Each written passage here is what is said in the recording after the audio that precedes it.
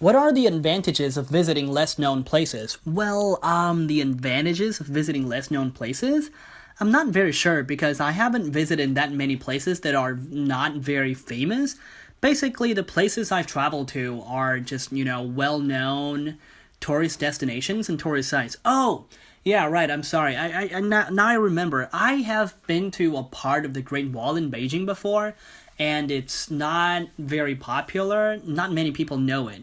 So, yeah, I think one advantage of visiting such places is that when you are there, you kind of feel like that you have traveled back in time because you don't see many people around you and you can really feel the vibe of the place. I remember that several years ago when I was at that part of the Great Wall, actually, I couldn't see nobody in front of me or behind me, and then I kind of felt like that I was on the wall 2,000 years ago, and that was pretty cool.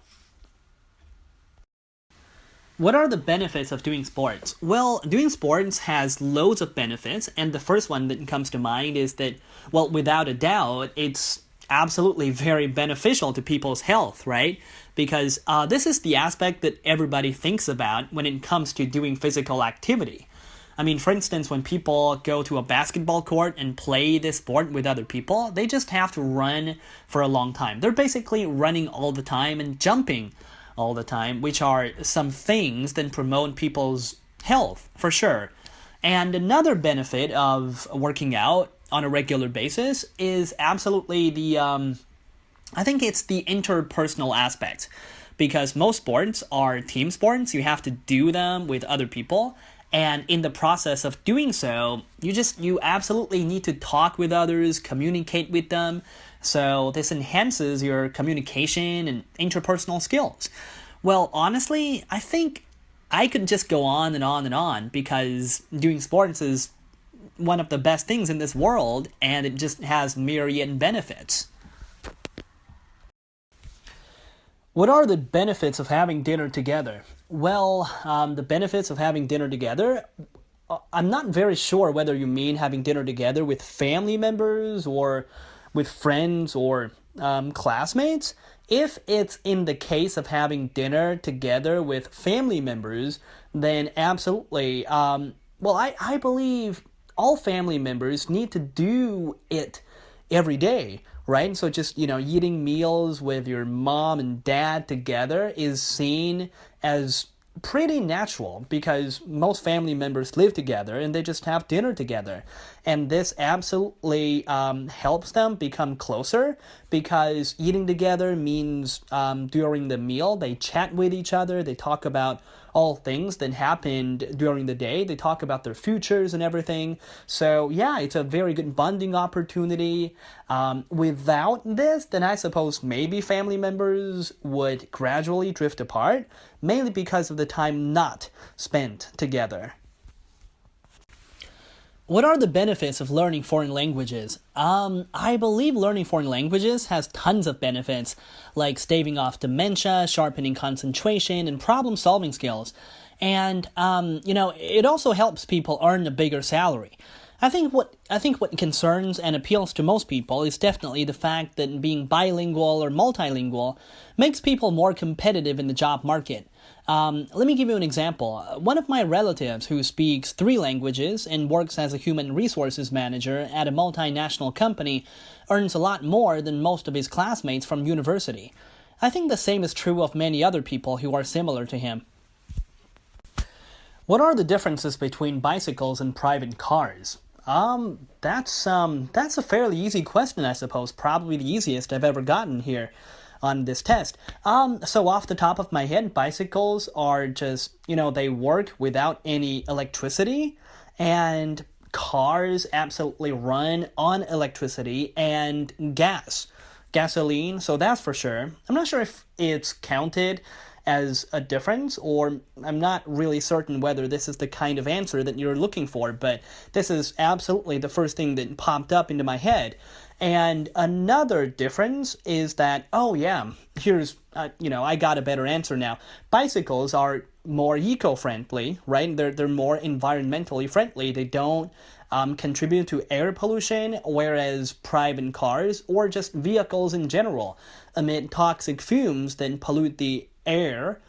So it just adds up to the air problem in some cities, especially like my hometown Beijing. We're constantly hit by air pollution, and one thing that the government has tried to do is limit the number of cars running on the streets every day. What are the differences between living in a city and living in the countryside? Well, this is a very common question, and people talk about it all the time, of course. In Beijing particularly, which is a huge city, a lot of people that have been living here are seriously considering moving to the countryside because of the air pollution, because of the awful traffic congestion. And off the top of my head, there's something that I mentioned, right? Air pollution. And this is a big issue of living in cities, particularly in cities in China, because, China is a developed country. We really have to develop economically, so we've got so many factories that emit exhaust fumes and cars that, toxic fumes pollute the air. So in cities, this is a serious issue, whereas in the countryside, they have many trees and flowers and rivers, so air pollution is not a problem at all. And that's the first thing I can think of. Another difference between city life and country life is that, well, even if we have a lot of problems living in a city, right, we've got a lot of convenience because of the big number of shopping malls and department stores. So if you're a shopaholic, you can just go to one of those places to hang out with friends and have fun. However, this is not possible in the countryside. Well, of course, they have some malls and department stores too, but the number of them is nothing compared to in the city. What are the drawbacks if children are looked after by their grandparents? The drawbacks? Well, honestly, I didn't see that coming. I thought most likely IELTS examiners want to ask the benefits of grandparents or elderly people taking care of their grandchildren. And as for the drawbacks, I suppose there's just a bigger generation gap. Because normally, every 2 generations, of course, they have a generation gap, like me and my parents. So the gap between us is pretty big already. And I suppose my grandparents and me, there's a bigger gap. So yeah, I'm sorry, I've just been mentioning the gap over and over. By gap, well, most children these days, they're born in this digital age, right? An age where everybody uses electronic devices, everybody uses their smartphone and tablets, and they're so drawn to all these games. However, people in their 60s, 70s, or even 80s probably don't have a clue how these things work, and in this case, maybe they just don't have, they don't have a lot of things to talk about with their grandchildren, which might diminish the kids' affection for their grandparents? Yeah, I'm sorry, that's probably the only thing I can think of right now. What are the positive impacts of globalization? Well, this is a very big question. Globalization, it's ongoing, it's a very important trend, and in my opinion, there are definitely a big number of positive impacts. And the first one I can think of is a fairly simple one. With the development of globalization, everyone is able to listen to music and watch movies and TV shows from other countries. Well, I believe the most obvious example is the American entertainment, right? Some people call it the invasion of the American entertainment. I don't really think so. I think it's pretty good. We can watch American blockbusters like the Avengers, X-Men, Spider-Man, Transformers, and so on. And people from all around the world have access to Taylor Swift's music, which is pretty cool. I'm a huge fan of Taylor Swift. So this is really good. And let me think of another positive influence. Another one is that since we share the same habits now, we share the same habits and products and services, we can really understand each other more. And this definitely reduces the prejudice against different nations. And so, yeah, I'm a big supporter of globalization, and I hope it just keeps developing. What can government do to encourage people to do sports? Well, loads of things, I suppose. But first of all, I really want to point out that this is a very good question. because it's essential that government tries all kinds of things to encourage people to take up sport more because of all the benefits of doing physical activity that I've talked about in the previous question. And as for the ways, as for the actions the government can take, I suppose one thing that is very necessary is, building more parks probably, because parks are places where people can go and do physical activity. There's trees and flowers and everything, so the air is good. People gravitate to parks and public gardens. So when they have such places in the city or in their neighborhood, they just naturally go to those places and they ride bikes, play tai chi, play basketball and soccer, or some people just go jogging there every day or on a regular basis, I suppose. Another thing I can think of is that, education has an important role to play here. Ever since a child is very young, teachers in school and parents have to educate their children about the importance of working out regularly, right? They just have to be aware of the importance of doing sports. It's good for their health, but not only that, it's going to lead to better work performance and steady performance in the future. So these are the things I can think of. What can government do to encourage people to do more sports? Well, off the top of my head, I believe that the government should definitely build more parks in cities and even in the countryside. And then they should install some sports facilities inside those parks. Because, with those things, people living nearby are more likely to go to those parks and use those sports facilities and work out. Let me give you an example here. There is a park, very big park, within walking distance of my home, and in the center of the park, we have some sports facilities. So sometimes when I go there, I can see that elderly people and young people are using those things to do some sports. That's really good. I believe that generally speaking, people living in my neighborhood are healthier than people living in places where they don't have access to parks. What do you think is the most important plant in your country? The most important plant in my country? Oh my god, I didn't see this coming. This is probably the most important question I've gotten today. So, the first thing that comes to mind is the sunflower. I'm not sure if you consider that to be an important plant, or if everybody else in my country thinks it's really, it holds that high a position in our culture. I just think that, the sunflower has a special meaning and represents positivity. And in my opinion, positivity is one of the most important things in whatever we do, right? We have to be positive and optimistic about our current situation and also about the future. So we just need to foster this concept, right? And I'm sorry, this is a very tricky question, and this is the best I can do. What's the most effective way for self-learning? The best way for self-learning? Well, you know what I really want to say? Off the top of my head, I want to say that it's actually pretty hard for a person to teach themselves because, let me give you an example here. If someone is trying to learn English, but they're learning on their own, they don't have a teacher, they may be able to memorize 1,000 words a day, learn some sentences. However, from time to time, they might just make some vocabulary or grammatical mistakes. In that case, it's a much better idea if they can have a teacher to correct those mistakes and guide them in the right direction.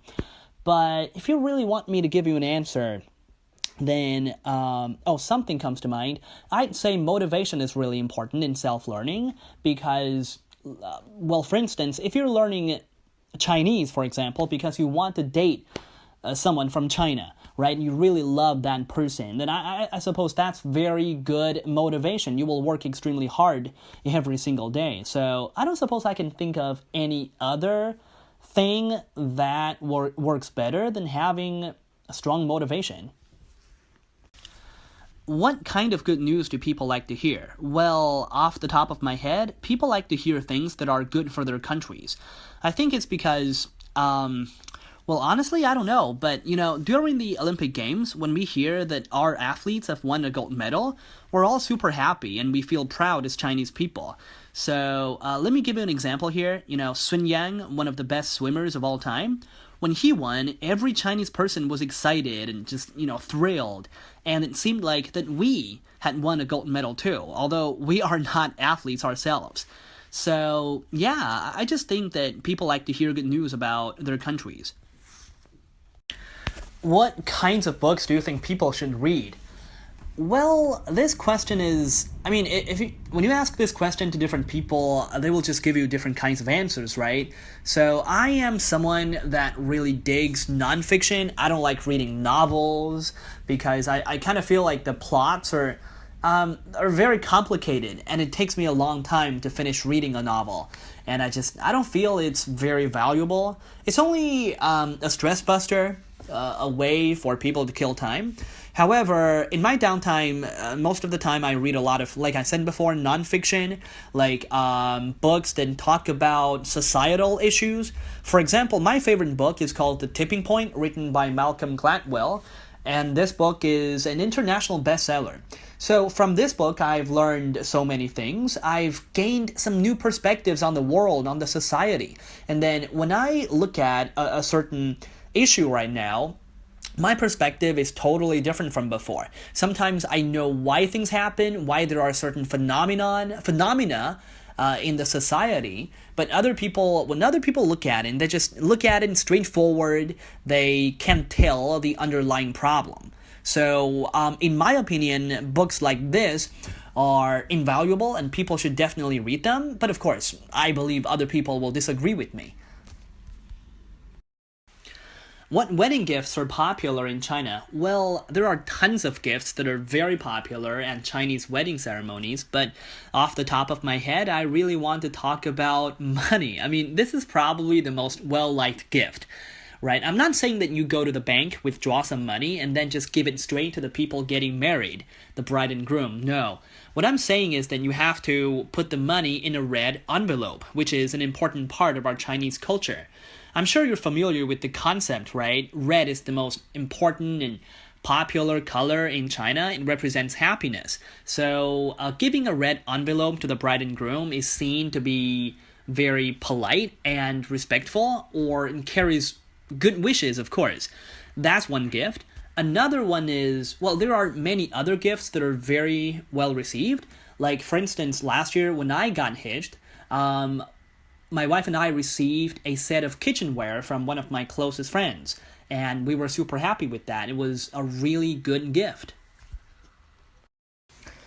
What skills are popular in your country? I think the most popular skills in my country are nothing different from the skills that are needed in any other country, because China is just a country that is, it's pretty much similar to every country, America, Canada, the UK. So I'd say the first thing that pops up into my head is communication skills. This is extremely important because we live in a world where we constantly have to interact with other people. We go into work, we talk with our colleagues and managers, bosses, and then we deal with our clients. Just there are all kinds of people that we have to be in touch with and, interact with. So communication skills is absolutely, I think it's even top priority. It's something that everybody has to learn. And some other skills, well, I don't know. One thing that comes to mind is driving, right? So I'm not sure if that's really one of the most important, but it's absolutely crucial in this day and age, because even if we have public transportation, we still need to drive from time to time, if not every single day. Driving is, it is essential. Why do people like to go to places near water? I'm not quite sure, because I'm not someone that likes to go to places near water. But I suppose perhaps it's because the views tend to be very good near and in the sea, and also near some lakes and rivers. Well, let me give you an example here. Snorkeling is becoming increasingly popular these days. Many people like to go and do it mainly because of what they can see underwater, under the sea. What I'm trying to say is, all those fish and corals of different colors, that must feel amazing when you see them. Why do some people like taking photos and some don't? Well, off the top of my head, I don't really suppose anybody doesn't like to take photos. And maybe if they are not fans of photography, I don't suppose they don't adore taking photos of weird things, interesting things, unusual things, or beautiful scenery. If we say that they're not into taking photos, maybe they just don't like to take selfies, you know? They don't want to be in a picture, perhaps because they believe they're not photogenic, and they don't have very high self-esteem. They're not really that confident of how they look, so they don't want to be seen in a picture by other people. That's the only reason I can think of. So yeah, what I think is that photography is amazing because it helps us, it allows us to have a record of where we have been, what we have seen. So yeah, I'm convinced that most people like taking photos. Why do people need to be on time? Well, honestly, I just feel like it's a social convention, right? Everybody believes that when we go somewhere, we have to be punctual because we're showing our respect to the people we're meeting. So, yeah, we just need to get somewhere on time out of respect. And now let's say that a girl is going to meet with one of her clients because she wants to land a contract. But in the morning, she gets up a little late, and then she spends more time than usual putting on makeup, and then ends up arriving where she is going late. I don't suppose it's going to be easy for her to land this contract because her client will probably consider her to be someone unreliable, and it's not good for business dealings. Why do people enjoy watching reality shows? Oh, that's an interesting question because I happen to be crazy about several Chinese reality shows, and I believe that the underlying reason why generally people nowadays are so fond of reality shows is because we can relate to what is going on those shows. For example, my favorite show is named Dad, Where Are We Going?, which features some celebrities, actors and actresses, singers, and famous sports people, and their children. So they teach their children to do stuff, and they and their kids go places and stuff like that. We can see that they make mistakes too. They, as celebrities, really famous people, they do stupid stuff, they make terrible mistakes, and sometimes the way they teach their kids is completely wrong.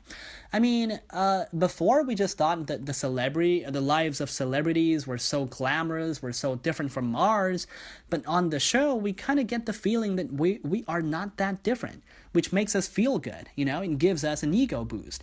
And I believe that this is the fundamental reason why we love watching reality shows. Why do you think pop music is so popular? That's an interesting question. Well, actually, pop stands for popular, right? So pop music is popular music, and so it's popular, well-liked for sure. It just has great popularity. Why is it popular? I suppose, well, I'm not very sure about this because primarily I'm not a huge fan of music. I don't listen to music on a daily basis, but I do it from time to time. I suppose it's just because most pop songs are quite catchy. So when you listen to them, and when you're even not listening to them, all of those melodies just keep playing themselves in your head over and over and over again. So probably that's one reason. And another reason that comes to mind is most pop songs are probably about love stories. And love is the most important theme in all kinds of art, right? Like novels, literature, and movies and TV shows and something like that. So maybe it's because of these two reasons, as well as some other factors, that pop music has a huge following, not only in my country, but also just, everywhere in the world. Why don't some people like watching sports? Why don't some people like watching sports? Well, I think it's pretty obvious, right? Those people who are not fond of watching sports games are not crazy about doing sports themselves. So, well, take me for example. I'm a huge fan of watching soccer. This is because in my downtime, I go and play soccer with my friends as well.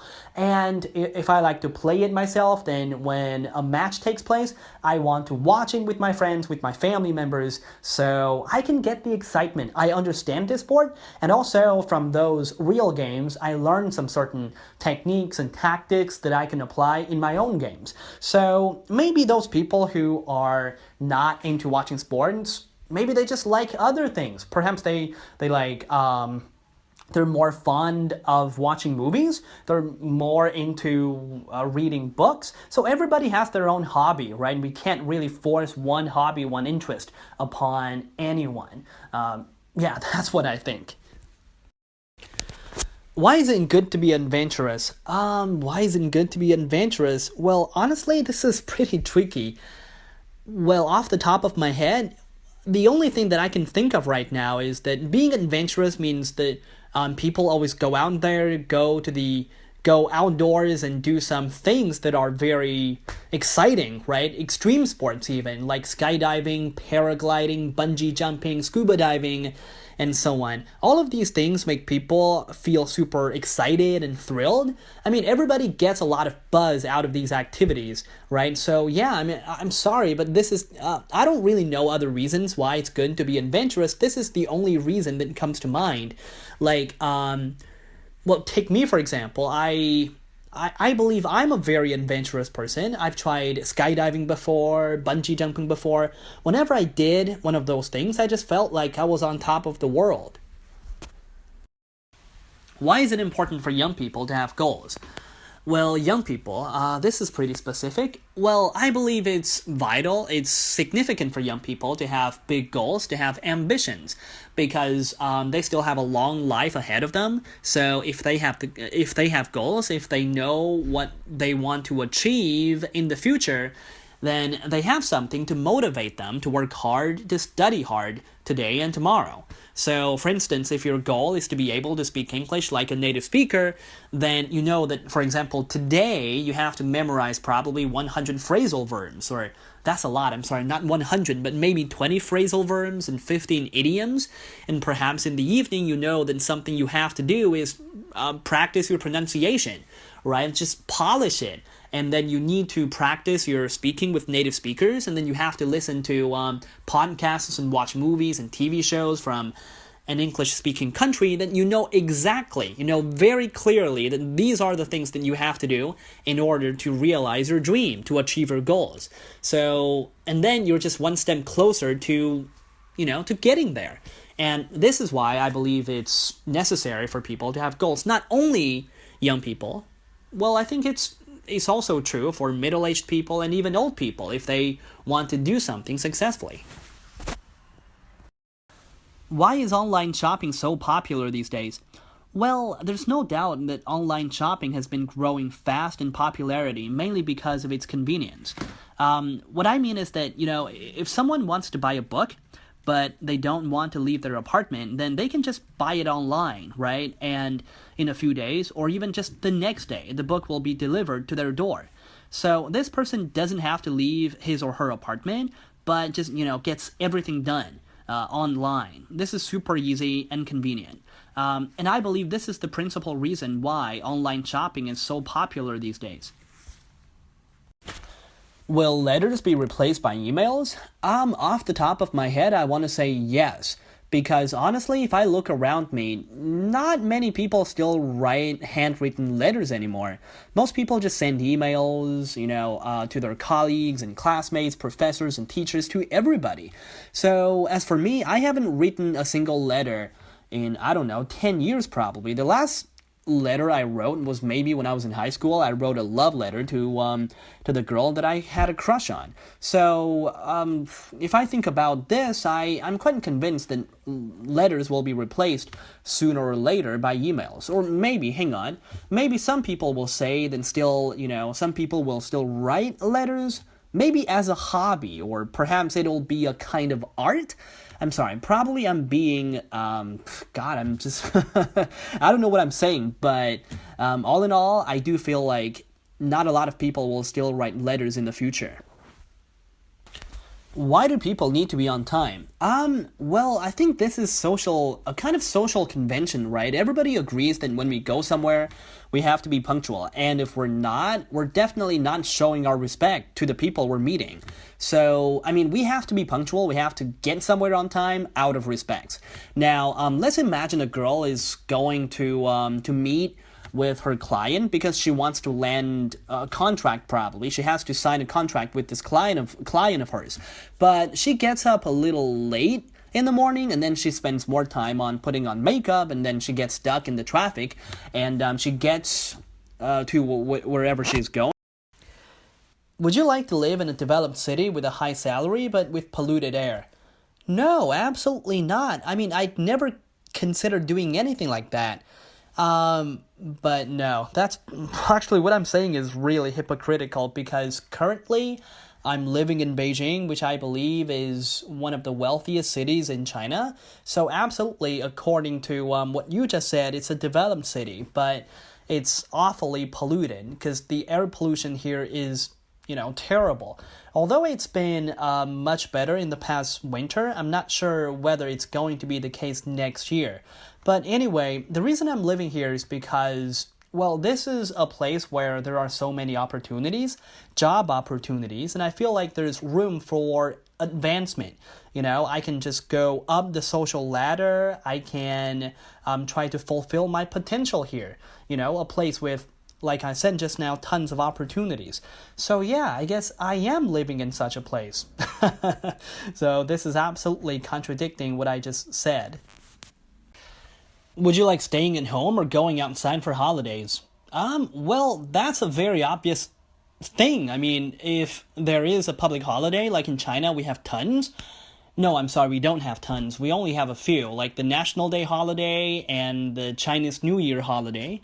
During all these holidays, we all have 7 days off. So during each of them, every year, every time, I just choose to go on vacation somewhere. I love traveling.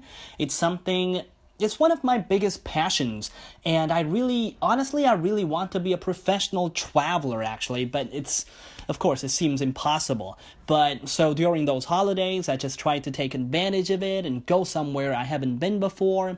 I think it's really good. It helps me recharge my batteries, and it also allows me to get a better understanding of the culture and traditions and lifestyle of a completely different city or country. So yeah, I would never really want to stay at home during a holiday. Traveling is my passion. I want to do that.